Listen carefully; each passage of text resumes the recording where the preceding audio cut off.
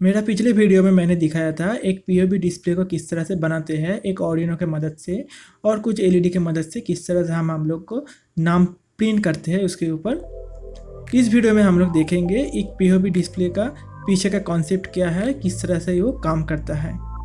So stay tuned. POB display बनाने के लिए हम लोग 5 एलईडीज़ का यूज़ कर रहे थे और इसका एनोड जो है वो आर्डिनो के साथ कनेक्ट होगा और जो कैथोड है वो 220 ओम्स रेजिस्टेंस के साथ एक ग्राउंड से कनेक्ट होगा। हम लोग एक तो छोटा सा एनिमेशन देखेंगे जिसके मदद से हम लोग जानेंगे कि पीओबी डिस्प्ले कैसे काम करता है। सबसे पहले हम लोग 5 एलईडी लिया है जिसका मदद से हम लोग कुछ अल्फ़ाबेट को प्रिंट करेंगे और इसका एनोड जो है उसको हम लोग आर्डिनो का पोर्ट डी के साथ कनेक्ट किया है जो कि है 2, 3, 4, 5 एंड 6 पिंस।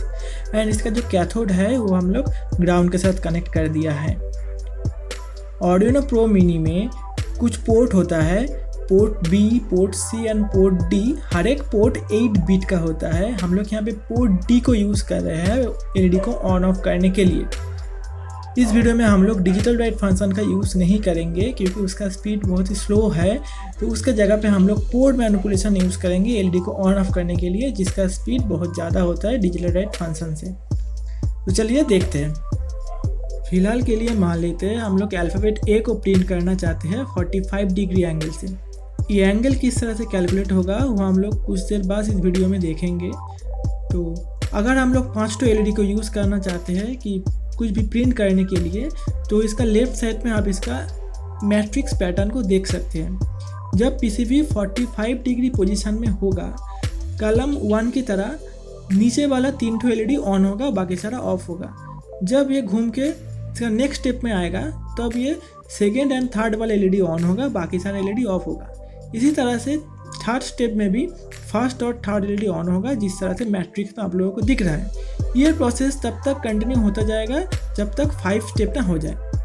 5 स्टेप के बाद सारा एलईडी ऑफ हो जाएगा और ये फिर से घूम के जब 45 डिग्री एंगल में आएगा दोबारा, तो वही प्रोसेस ये कंटिन्यू करेगा 5th स्टेप तक। यही प्रोसेस जब कंटिन्यू होगा बहुत ही तेज़ी से, तब एलईडी ऑफ होता हुआ आप लोगों को नहीं दिखेगा और अल्फ़ाबेट ए आपका आंखों के सामने विजुअलाइज होगा। इसी को बोलते हैं पेसिस्टेंस ऑफ विजन, POV। लेकिन इसमें एक छोटा सा प्रॉब्लम है। मोटर का RPM जो कि डिपेंड करता है इसका वोल्टेज के ऊपर।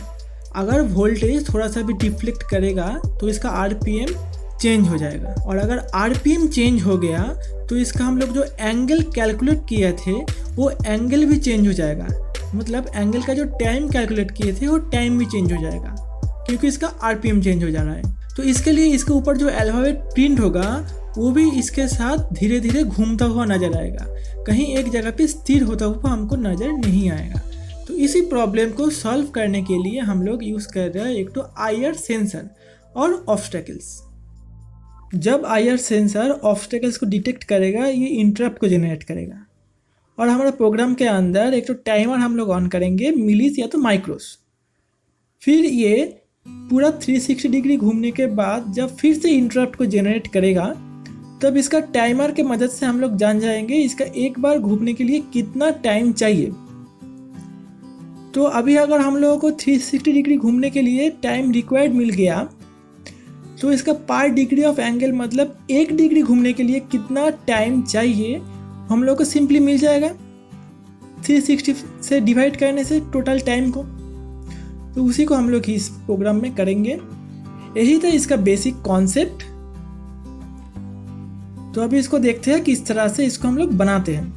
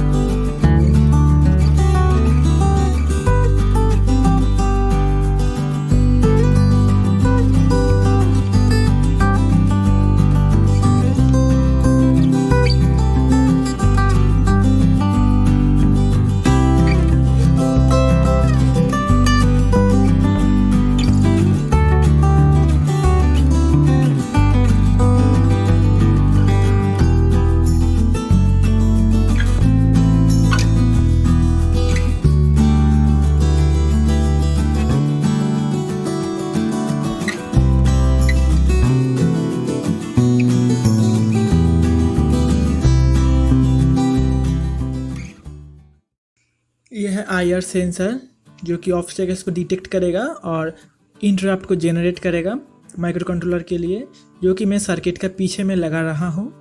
और दोनों सर्किट आपस में मिल ना जाए, शॉर्ट सर्किट ना हो जाए, तो इसके जगह पे हम लोग हॉट ग्लू का यूज़ करेंगे दोनों सर्किट को आइसोलेट करने के लिए।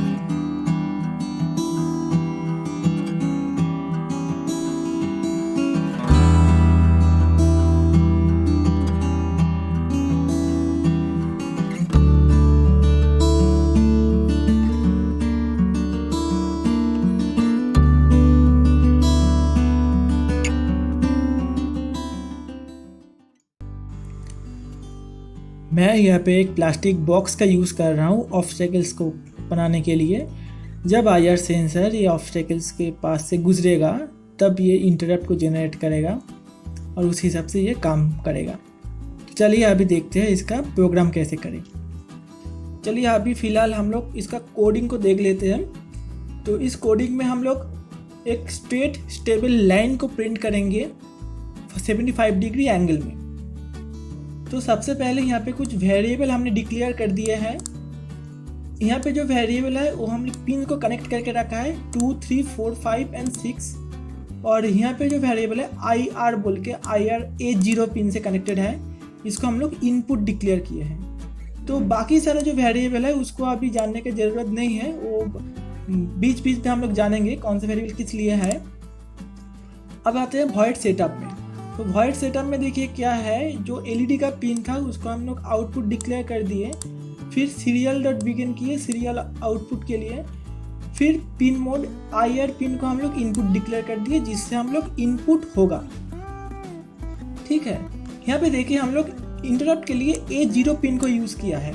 अब लेकिन आर्डिनो में इंटरप्ट पिन मेनली होता है 2 और 3, लेकिन यहाँ पे हम लोग नॉर्मल इंटरप्ट का यूज़ नहीं कर रहे हैं। यहाँ पे हम लोग PCINT मतलब पिन चेंज इंटरप्ट को यूज़ कर रहे हैं। और यहाँ पे जो दो लाइन आपको दिख रहा है PCICR और PCMSK1, ये दोनों लाइन आपको पिन चेंज इंटरप्ट के लिए ही है। और अगर आपको इंटरप्ट के बारे में जानकारी नहीं है तो आप मेरा दूसरा वीडियो देख सकते हैं जो कि इंटरप्ट के बारे में है। इसका लिंक मैंने नीचे डिस्क्रिप्शन में दे दिया है। तो यहाँ पे मैं पिन चेंज इंटरप्ट यूज़ कर रहा हूँ। आप लोग चाहे तो यहाँ पे नॉर्मल इंटरप्ट को भी यूज़ कर सकते हैं पिन 2 और पिन 3 से कनेक्ट करके। ठीक है, तो अभी आते हैं वॉइड लूप। वॉइड लूप में जो लिखा है इसको हम लोग बाद में डिक्लेयर करेंगे, बाद में इसको हम लोग देखेंगे क्या लिखा है। तो फिलहाल के लिए आते हैं ISR, मतलब इंटरप्ट सर्विस रूटीन।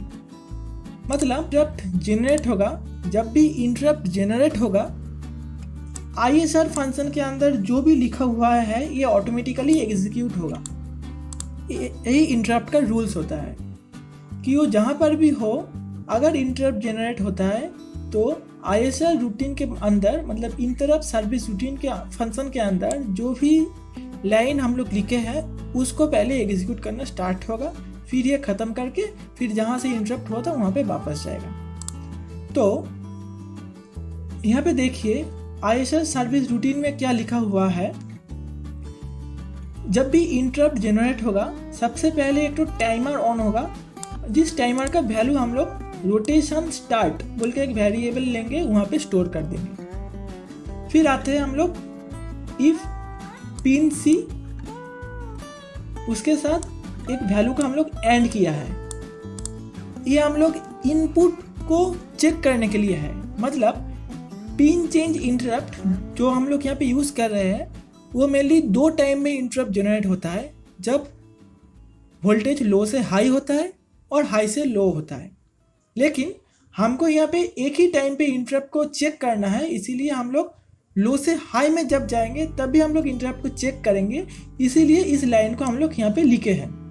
ये मेरा इंटरप्ट वाला वीडियो डिस्क्रिप्शन में अच्छी तरह से समझाया है, उसको एक बार देख लीजिए। फिर आता है उसके अंदर if fast loop equal to 0, मतलब एक फास्ट लूप वेरिएबल हमने लिया है जो कि यहाँ पे मैंने डिक्लेयर कर दिया है, इसका वैल्यू हमने 0 डिक्लेयर कर दिया। अभी यहाँ पे आते हैं, तो इंटरप्ट जनरेट हो गया, इफ के अंदर आ गया, तो अभी ये वाला लूप, तो फिलहाल के लिए अभी ये मैच करेगा क्योंकि फास्ट लूप मेरा 0 ही है, तो इफ के अंदर जो स्टेटमेंट है वो स्टेटमेंट रन करेगा। जब भी इसके अंदर आएगा तो फास्ट लूप का जो वैल्यू है उसको चेंज करके पहले 1 कर देगा। फिर करेंट रोट बोल के एक वेरिएबल है जिसके अंदर ये रोटेशन स्टार्ट बोल के जो वेरिएबल के अंदर टाइम को हमने स्टोर किया था, उस टाइम को यहाँ पे करेंट रोट वेरिएबल के अंदर स्टोर कर देंगे। ठीक है, और ये फास्ट लूप वेरिएबल इसीलिए किया हुआ है क्योंकि जब एक बार लूप घूमेगा, मतलब जब एक बार इंटरप्ट जनरेट होगा तब इस वाला इफ पोर्शन घूमेगा, लेकिन दूसरा बार मतलब एक बार 360 डिग्री घूमने के बाद जब फिर से इंटरप्ट होगा तब ये इफ वाला पोर्शन नहीं एग्जीक्यूट करेगा, तब एल्स वाला पोर्शन एग्जीक्यूट करेगा, क्योंकि यहाँ पे मैंने लिखा है फास्ट लूप इक्वल टू 1, जो कि मैंने यहाँ पे चेंज कर दिया था। ठीक है, तो इसके अंदर अभी देखते हैं क्या किया हुआ है। मतलब एक बार 360 डिग्री घूमने के बाद जब दोबारा इंटरप्ट होगा तब ये वाला पोर्शन रन होगा। तो इसके अंदर देखते हैं क्या लिखा हुआ है। तो इसके अंदर घुसते ही सबसे पहले हम लोग किया फास्ट लूप को 0। ठीक है, क्योंकि दूसरा बार जब ये इंटरप्ट जनरेट करेगा तब ये वाला लूप नहीं घूमेगा, तब ये वाला लूप घूमेगा। ठीक है, अब आते हैं रोटेशन टाइम। रोटेशन टाइम बोल के जो वेरिएबल है उसके अंदर हम लोग rotation start minus current rot variable, इसके अंदर हम लोग जो टाइम है, मतलब एक बार घूमने का जो टाइम ये ले रहा है, एक बार 360 डिग्री पूरा घूमने का जो टाइम ले रहा है, उस टाइम को मैंने यहाँ पे स्टोर किया है। किस तरह से किया है देखते हैं। रोटेशन स्टार्ट मतलब जब भी इंटरप्ट जनरेट हुआ, ये वाला जो वेरिएबल है इसके अंदर हम लोग टाइमर को एंटर किए थे, टाइमर को स्टोर किए थे, और जब फर्स्ट एग्जीक्यूट हुआ था, जब फर्स्ट टाइम ये इंटरप्ट हुआ था, तब उस टाइम में जो टाइम हम लोग डिक्लेयर किए थे उसको हमने करेंट रोट में स्टोर किए थे। तो यहाँ पे देखिए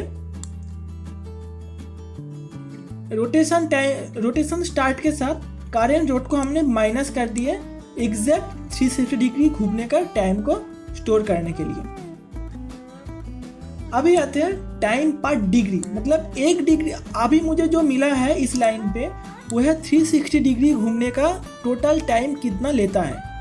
अभी आते हैं टाइम पर डिग्री। टाइम पर डिग्री में क्या होता है, रोटेशन पर टाइम, मतलब ये वाला जो वेरिएबल है उसको हमने 360 से डिवाइड कर दिया, तब क्या होगा, तब पर डिग्री में माने 1 डिग्री घूमने के लिए और 1 डिग्री आगे बढ़ने के लिए कितना टाइम लग रहा है वो हम लोग टाइम पर डिग्री में स्टोर किया है। और यहाँ पे एक तो स्टेटस वेरिएबल लिया है कैलकुलेशन ओके, जिसका वैल्यू हमने लिया है 1, मतलब कैलकुलेशन हो गया है, इसको 1 कर दो, ठीक है। और यहाँ पे जब ये सारा लूप एग्जीक्यूट हो जाएगा तब यहाँ पे एक तो और टाइमर का वैल्यू स्टोर करेंगे प्रीवियस मिलीज बोल के, जिसके अंदर हम लोग माइक्रोस को चलाएंगे, ठीक है। तो अभी हम आते हैं लूप में। लूप में देखिए क्या किया है, लूप में सबसे पहले एक तो करंट मिलीज बोल के एक तो वेरिएबल है जिसके अंदर एक तो टाइमर ऑन हुआ है। अब आते हैं एनकाउंटर टाइम। एनकाउंटर टाइम के अंदर देखिए करंट मिलीज माइनस प्रीवियस मिलीज, मतलब ये लूप जब स्टार्ट किया है उसका वैल्यू, और यहाँ पे जब इंटरप्ट हुआ था तब जो इंटरप्ट जब एग्जीक्यूट हो गया था इसका फंक्शन, तो इसके अंदर एक तो मैंने टाइमर स्टार्ट किया था प्रीवियस मिली, उसके साथ ये माइनस हो जाएगा, ठीक है। तब यहाँ पे आ जाएगा जो टाइम हम लोग को लिया है। नेक्स्ट लाइन में चलिए, तो इसका आप लोग ठीक आपको समझ में आ जाएगा। यहाँ पे लिखा है इफ एनकाउंटर टाइम, मतलब ये वाला जो वेरिएबल है उसका वैल्यू अगर टाइम पर डिग्री इंटू 75, मतलब क्या, आप लोगों को पहले ही बोला था कि हम लोग 75 डिग्री जब आएगा सर्किट तब ये हमारा एलईडी ऑन होगा। 75 डिग्री में मेरा एलईडी ऑन होगा, सारा एलईडी एक साथ ऑन होगा। फिर जब 75 डिग्री से वो निकल जाएगा फिर सारा एलईडी ऑटोमेटिकली ऑफ हो जाएगा, ठीक है। तो यहाँ पे देखिए टाइम पर डिग्री इंटू 75, मतलब यहाँ पे जो हम लोग को कैलकुलेट किया था टाइम पर डिग्री, मतलब 1 डिग्री घूमने का जो टाइम था उसके साथ हम लोग 75 को मल्टीप्लाई कर दिया, तब हो गया 75 डिग्री घूमने के लिए कितना टाइम यहाँ पे लगेगा। और एनकाउंटर टाइम में क्या स्टोर हो रहा है, यहाँ पे करंट टाइम स्टोर हो रहा है, मतलब जब वो घूम रहा है तो घूमने का टाइम में कितना डिग्री वो घूम रहा है उसका टाइम यहाँ पे स्टोर हो रहा है एनकाउंटर टाइम में, ठीक है। तो पहले इसको मैच करना पड़ेगा, उसके बाद encounter time less than time पर डिग्री इंटू 76। यहाँ पे देखिए 75 था और यहाँ पे देखिए 76 है, इसका मतलब है जब 75 डिग्री से ज़्यादा रहेगा, मतलब 75 डिग्री हो गया है लेकिन 76 डिग्री से कम है, जब 76 डिग्री से कम है तभी इसके अंदर ये वाला पोर्शन को वो घूमेगा। लेकिन उसके साथ यहाँ पे एक और वेरिएबल है कैलकुलेशन ओके, इस वेरिएबल को मैंने डिक्लेयर किया था यहाँ पे, मतलब कैलकुलेशन हो गया है, मतलब हमारा जो टाइम पर डिग्री है, रोटेशन का कितना टाइम ले रहा है वो सब कैलकुलेशन हो गया है, तब इसको यहाँ पे ओके कर देगा और इसको वैल्यू 1 कर देगा, तभी यहाँ पे 1 होगा। तो जब ये तीनों कंडीशन मैच करेगा तभी ये इफ के अंदर घुसेगा। और इफ के अंदर देखिए क्या है, यहाँ पे पोर्ट मैनिपुलेशन किया है हम लोगों ने, पोर्ट डी और इक्वल्स टू B0 जो वैल्यू है 5 एलईडी को ऑन करने के लिए 5 to 1 फिर 0। यह किस तरह से काम करता है ये मेरा दूसरा वीडियो में है, उसको आप देख सकते हैं, जहाँ पे हम लोग पोर्ट मैनिपुलेशन को समझाया है, और मेरा एलईडी मैट्रिक्स वाला वीडियो देख सकते हैं, वहाँ पे भी इसको अच्छी तरह से समझाया है। तो जब मेरा सर्किट 75 डिग्री में आया तब सारा एलईडी को उसने ऑन कर दी, फिर जब एल्स मैंने जब वहाँ से निकल गया, जब 75 डिग्री से निकल गया तब इसको देखिए सारा एलईडी को हमने ऑफ कर दिया। तो बस इतना ही, ये बहुत ही सिंपल प्रोग्राम है, ठीक है। तो चलिए एक बार फिर से हम लोग देखते हैं इसको कि क्या क्या किया है, लास्ट बार देखेंगे। सबसे पहले मान लेते हैं कि अभी इंटरप्ट हुआ है, तो जब इंटरप्ट होगा तब यहाँ पे रोटेशन स्टार्ट में पहला जो टाइम है वो टाइम यहाँ पे स्टोर कर देंगे, फिर मैच करेंगे कि हाई से लो हुआ है कि लो से हाई हुआ है। अगर लो से हाई हुआ है मतलब एक बार इंटरप्ट हुआ है तो इफ स्टेटमेंट को मैच करने के लिए बोलेगा। तो पहली बार इफ स्टेटमेंट मैच कर जाएगा क्योंकि अभी वैल्यू 0 ही है तो मैच कर जाएगा, लेकिन ये मैच कर गया तो यहाँ पे 1 कर देगा क्योंकि नेक्स्ट पर इसको मैच नहीं करवाना है, नेक्स्ट पर हमको एल्स वाला पार्ट ऑन करना है। तो इसके लिए यहाँ पे फर्स्ट लूप में हम लोग 1 को डाल दिए। फिर आता है करेंट रोड में, जो इसका टाइम हम लोग लिए थे वो टाइम यहाँ पे स्टोर कर देंगे, मतलब ये टाइम से वो स्टार्ट हुआ था, ये टाइम में वो इंटरप्ट किया था। ठीक है, तो नेक्स्ट बार चलिए फिर से नेक्स्ट बार अगर इंटरप्ट होता है, एक बार 360 डिग्री घूमने के बाद जब नेक्स्ट बार ये इंटरप्ट होता है, जब ये वाला जो फंक्शन नेक्स्ट बार चलता है तब ये वाला पोर्शन नहीं चलेगा क्योंकि अभी फर्स्ट लूप का वैल्यू 1 हो गया है, तो ये वाला मैच नहीं करेगा, वो सीधे आ जाएगा यहाँ पे, क्योंकि यहाँ पे फर्स्ट लूप का 1 को हमने दिखाया है, अगर 1 होगा तो ये वाला लूप चलेगा। तो यहाँ पे जब आएगा देखिए सबसे पहले हम लोग कर दिया फर्स्ट लूप का वैल्यू 0, फर्स्ट लूप का वैल्यू 0। इसका मतलब है कि जब फिर से नेक्स्ट बार इंटरप्ट होगा तब ये वाला पोर्शन नहीं चलेगा, ऊपर वाला पोर्शन चलेगा। इससे क्या होगा, हम लोगों को एग्जैक्ट जो आरपीएम है वो हमको पता चलेगा। अगर आरपीएम बढ़ेगा तो उस हिसाब से हम लोगों को पता चलेगा, अगर आरपीएम कमेगा तो उस हिसाब से भी हम लोगों को आरपीएम का पता चल जाएगा ऑटोमेटिकली। तो यहाँ पे क्या हुआ है, रोटेशन टाइम के अंदर जो रोटेशन स्टार्ट मतलब दूसरा बार जब इंटरप्ट हुआ है तब इसके अंदर करेंट जो टाइम है, करेंट इंटरप्ट का जो टाइम है वो यहाँ पे स्टोर हुआ है। तो करेंट टाइम जो है उसके साथ हम लोग करेंट रोटेशन मतलब पहले का जो इंटरप्ट जब हुआ था उसका जो टाइम हुआ था उसका हम लोग माइनस कर दिए, तब क्या होगा, तो हम लोग को दोनों टाइम का अंतर मिल जाएगा। दोनों टाइम का अंतर मिल गया मतलब हमको 360 डिग्री घूमने के लिए कितना टाइम लग रहा है वो हमको मिल गया, जो जिसको हमने स्टोर किया है रोटेशन टाइम पे। अब इस टाइम को हम लोग 360 से डिवाइड कर दिया पर डिग्री एंगल निकालने के लिए, जिसका वैल्यू हम लोग टाइम पर डिग्री में स्टोर कर दिया और कैलकुलेशन को ओके को हम लोग 1 कर दिए। फिर ये वाला इंटरप्ट जब खत्म होगा यहाँ पे हम लोग प्रीवियस मिलीज में एक तो टाइमर और स्टार्ट करेंगे, क्योंकि हमको पता करना पड़ेगा कि इंटरप्ट का जो रूटीन है वो खत्म हो गया तो कब खत्म हो गया, तो उसके लिए ये वाला फंक्शन हम लोग स्टार्ट किया है। अभी आते हैं हम लोग लूप में। लूप में क्या है, जब भी लूप चलेगा करेंट मिलीज में यहाँ पे एक टाइमर ऑन होगा, मतलब लूप तो कंटिन्यूसली चलेगा, इंटरप्ट तो हर वक्त नहीं चलेगा। तो करेंट मिलीज में क्या होगा, ये कंटिन्यूस का टाइम को यहाँ पे स्टोर करता जाएगा। और एनकाउंटर टाइम में क्या होगा, जो कंटिन्यूस टाइम है उसके साथ यहाँ पे जब इंटरप्ट खत्म हुआ था उसके टाइम को माइनस कर देगा। तब हमको माइनस करते करते 75 डिग्री का जो घूमने के लिए जो टाइम लगता है उस टाइम में पहुँच जाएगा। जब पहुँचेगा तब ये वाला पोर्शन ऑन होगा, तब ये पोर्ट डी एक्टिवेट होगा और सारा एलईडी ऑन हो जाएगा। और जब ये 75 डिग्री से निकल जाएगा तब एल्स वाला पोर्शन चलेगा, तब ऑफ हो जाएगा। तो चलिए इसको कंपाइल करके अपलोड करके देखते हैं। तो चलिए अभी देखते हैं यहाँ पे अल्फ़ाबेट को हम लोग किस तरह से प्रिंट करेंगे। तो यहाँ पे इतना सारा पोर्शन तो हमको दिखा दिया है, ठीक है। तो अभी आते हैं यहाँ पे मैंने कुछ बाइट टाइप वेरिएबल डिक्लेयर कर लिए हैं, जो वेरिएबल है एरे टाइप का, ठीक है, जिसके अंदर 9 कलम है, 1 2 3 4 5 6 7 8 9 कलम में 6 कलम है आपको अल्फ़ाबेट को प्रिंट करने के लिए, जो हमने एनिमेशन में मैट्रिक्स में दिखे थे।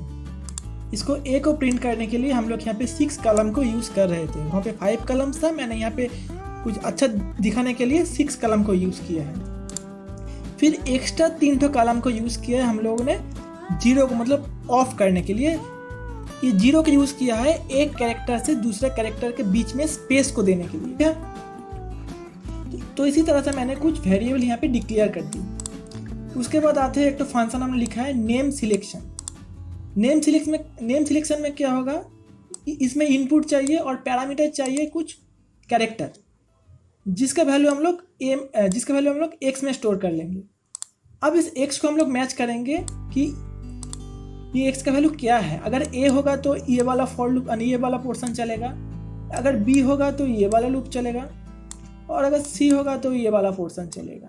इसी तरह से ये पूरा चलता जाएगा। तो यहाँ पे क्या हुआ है, अगर मान लेते हैं कि x का वैल्यू है a, तो अगर a होता है तो इसके अंदर आया, ये फॉर लूप घूमेगा 9 टाइम्स, मतलब 9 बार ये फॉर लूप घूमेगा। 9 बार क्यों घूमेगा? 9 बार घूमेगा क्योंकि यहाँ पे कुछ भी कैरेक्टर को हमको एग्जीक्यूट करने के लिए 9 ठो कॉलम हमने लिए थे, इसीलिए ये 9 टाइम्स घूमेगा। फिर उसके अंदर आया, फिर चलेगा पोर्ट डी। पोर्ट डी के अंदर हमको वैल्यू देना पड़ेगा, हमने दिया AI। AI मतलब यहाँ पे पहला ये वाला पोर्शन चलेगा पोर्ट डी में। पोर्ट डी में अभी ये वाला पोर्शन स्टोर हो जाएगा, तो यहाँ पे जैसा कैरेक्टर है उस तरह से LED ऑन होगा। फिर जब आई का वैल्यू इंक्रीज करेगा, मतलब 1 हो जाएगा, तब ये वाला पोर्शन घूमेगा। इसी तरह से ये 9 बार घूमेगा नॉट ऑफ वैल्यू को एग्जीक्यूट करने के लिए। उसके अंदर हम लोग दिया है डिले माइक्रोसेकेंड, मतलब इतना टाइम वो ऑन रहेगा या ऑफ रहेगा LED। उसके अंदर हम लोग दिया है डिले टाइम। डिले टाइम हम लोग बाद में कैलकुलेशन करेंगे, दिखाएंगे कैसे होगा। फिर उसके बाद है पोर्ट D 0, मतलब हम लोग सारा LED को ऑफ कर दिया। इसी तरह से ये सारा फंक्शन चलेगा इसके अंदर। एक और फंक्शन है जो कि है सेपरेट टेक्स्ट। सेपरेट टेक्स्ट क्या करता है, इसका पैरामीटर है एक तो कैरेक्टर टाइप एरे, ठीक है। वो एक बार एरे को लेके यहाँ पे एरे को सेपरेट करेगा। मतलब फिलहाल के लिए मान लेते हैं मेरा अभी कैरेक्टर है इलेक्ट्रो, तो इलेक्ट्रो में कितना सारा कैरेक्टर है, ELECTRO। तो यहाँ पे मान लेते हैं हम लोग इलेक्ट्रो आ गया, तो इलेक्ट्रो को यहाँ पे फॉर लूप में आया, आई का वैल्यू है 0। आई का वैल्यू कब तक बढ़ेगा, जब तक स्टार लेन टेक्स्ट। इस स्टार लेन का फंक्शन है कि हम लोग जो कैरेक्टर एरे लिया है उसके अंदर कितना सारा कैरेक्टर है उसको कैलकुलेट करके यहाँ पे डाल देगा। मतलब यहाँ पे देखिए कैरेक्टर है 1 2 3 4 5 6 7, मतलब ये स्टार लेन का वैल्यू है 7।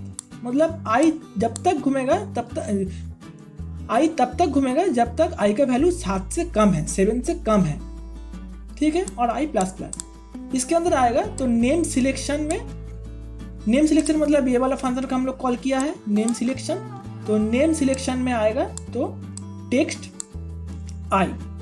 टेक्स्ट आई मतलब जो यहाँ पे हम लोग इनपुट किए थे उस वैल्यू को यहाँ पे एक एक करके सेपरेट करके वो नेम सिलेक्शन फंक्शन में सेंड करेगा, ठीक है। इतना तक समझ में आ गया। तो वॉइड सेटअप में तो अभी कुछ बोलने का है नहीं, पहले ही बोल दिया था। अभी आते हैं एक तो कैरेक्टर टाइप, हम लोग यहाँ पे स्ट्रिंग लिया है, मतलब कैरेक्टर एरे लिया है जिसके अंदर हम लोग कुछ लिख के रखा है, इसी चीज़ को हम लोग प्रिंट करवाएंगे। और यहाँ पे जो ISR रूटीन है वो सेम ही है, यहाँ पे भी कुछ नहीं बोलना पड़ेगा। अभी आते हैं लूप में। लूप में देखिए ये लाइन और ये लाइन हमने बोल दिया था। अभी आते हैं डिले टाइम में। डिले टाइम मतलब क्या, डिले टाइम के अंदर देखिए टाइम पर डिग्री मल्टीप्लाई बाई 4, मतलब टाइम पर डिग्री यहाँ पे देखिए, मतलब 1 डिग्री घूमने का जो टाइम उसके साथ हम यहाँ पे 4 मल्टीप्लाई कर रहा है, 4 मल्टीप्लाई कर रहा है। उसके मतलब डिले टाइम जो है वो 4 टाइम्स ज़्यादा स्टे करेगा। इसको आप बढ़ा के या घटा के देख सकते हैं। मैंने 4 रखा है क्योंकि ये दिखने में अच्छा आता है, आपका विजुअलाइजेशन कुछ भी अल्फ़ाबेट का अच्छा आता है। अब इसको चेंज करके देख सकते हैं कौन सा आपको अच्छा लगता है, ठीक है।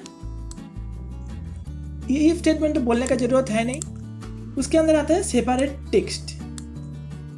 अब देखते हैं इस फंक्शन को हम लोग बैक कैलकुलेशन करके देखते हैं, ड्राई टेस्ट करके देखते हैं कि ये कैसे काम कर रहा है। हम लोग जब 75 डिग्री में आ गया तब 75 डिग्री में सेपरेट टेक्स्ट बोल के फंक्शन को कॉल करेगा। सेपरेट टेक्स्ट में इनपुट क्या होगा, सेपरेट टेक्स्ट में इनपुट देगा टेक्स्ट, मतलब एक कैरेक्टर टाइप एरे जो कि हम लोग यहाँ पे डिक्लेयर कर लिए हैं। मतलब यहाँ पे आ गया इलेक्ट्रो, सेपरेट टेक्स्ट को कॉल किया जिसके इनपुट हमने दे दिया इलेक्ट्रो। तो सेपरेट टेक्स्ट में चलते हैं। सेपरेट टेक्स्ट क्या कर रहा है, सेपरेट टेक्स्ट के अंदर जो हम लोग वैल्यू दिए थे उस वैल्यू को ये पार्ट बाय पार्ट सेपरेट कर रहा है। मतलब पहले ई, फिर एल, फिर ई, इस तरह से ये यहाँ से एक एक करके यहाँ पे उस कैरेक्टर को सेपरेट करेगा एक एक करके। मतलब जब for loop i equal to 0 तब यहाँ पे ई को वो सेंड करेगा, कहाँ पे सेंड करेगा, नेम सिलेक्शन फंक्शन में। तो अगर हम लोग यहाँ पे मान लेते हैं पहली बार जब आई का वैल्यू 0 है तब यहाँ पे आता है ई, इलेक्ट्रो का ई, तो आपका ई आएगा नेम सिलेक्शन फंक्शन में। तभी चलते हैं नेम सिलेक्शन फंक्शन में क्या लिखा है। नेम सिलेक्शन फंक्शन का इनपुट है एक तो कैरेक्टर, कोई भी कैरेक्टर। तो अभी हम लोग क्या भेजे थे, यहाँ पे ई आया था। ई आने के बाद एक्स में ई का वैल्यू स्टोर हो गया, मतलब एक्स में जो हम लोग इनपुट किया था उसका वैल्यू हम लोग स्टोर कर लिए। स्टोर करने के बाद उसको चेक करेंगे कि वो कौन सा वैल्यू है। अभी उसका वैल्यू है ई, मतलब यहाँ पे आएगा। यहाँ पे आएगा मतलब ये वाला जो फंक्शन है ये आपको रन करेगा। फिर ये इसको तो मैंने समझा ही दिया कि ये 9 टाइम्स घूमेगा, क्योंकि 9 टाइम्स कॉलम्स है यहाँ पे ई को एग्जीक्यूट करने के लिए। फिर यहाँ पे आएगा पोर्ट डी को हम लोग जो वैल्यू भेजेंगे, मतलब जब आई का वैल्यू 0 होगा तब यहाँ पे जो ई का वैल्यू है पहले ये घूमेगा, फिर ये वाला पोर्शन आएगा, फिर ये वाला पोर्शन आएगा, फिर ये वाला पोर्शन आएगा। ठीक है, फिर इस तरह से ये 9 टाइम्स घूमेगा तब ये वाला पोर्शन आ जाएगा। लेकिन एक बार घूमने के बाद ई में डिले इन माइक्रोसेकंड दिया है, डिले टाइम्स को। जो डिले टाइम्स हमने कैलकुलेट किया था 4 टाइम्स ऑफ द टाइम पर डिग्री को, तो उतना टाइम ये एलईडी ग्लो होगा, फिर ऑफ हो जाएगा पोर्ट डी इक्वल टू 0 से।